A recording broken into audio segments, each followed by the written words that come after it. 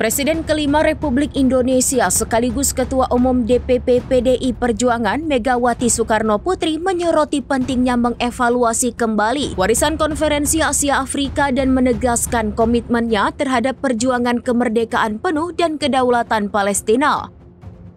Megawati mengungkapkan bahwa ia kerap mempertanyakan kepada para pemimpin dari negara-negara Asia Afrika tentang dampak nyata dasar Sila Bandung. Hal itu disampaikan Megawati dalam pidato kunci seminar internasional bertema komemoratif Seminar of the 70th Anniversary of the 1995 Bandung ASEAN African Conference Bung Karno in a Global History di Auditorium Soekarno di Kompleks Makam Bung Karno Blitar, Jawa Timur pada Sabtu 1 November 2025.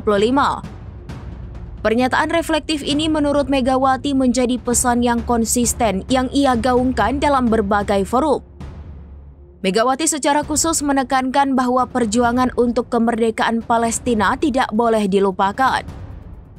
Ia mengungkapkan bahwa dalam pidatonya di Beijing dan di forum PBB selalu konsisten menyuarakan dukungan terhadap kemerdekaan Palestina.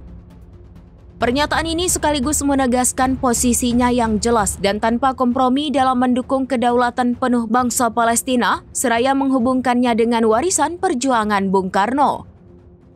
Di tengah kompleksitas tantangan global seperti pemanasan global, Megawati menyerukan pentingnya solidaritas dan pemikiran yang futuristik. Ketua Dewan Pengarah BRIN ini pun mengajak semua pihak, khususnya negara-negara Asia Afrika, untuk bersatu padu. Megawati juga menegaskan bahwa KAA bukan hanya sekedar peristiwa sejarah, melainkan simbol paling kuat dari visi internasional Bung Karno yang tetap relevan untuk dihidupkan guna membangun tata dunia yang lebih adil dan berkelanjutan. Sebagai informasi, seminar internasional ini dihadiri oleh akademisi dan peneliti dari 32 negara serta menjadi bagian dari rangkaian peringatan 70 tahun KAA yang berlangsung khidmat di kota kelahiran sang proklamator.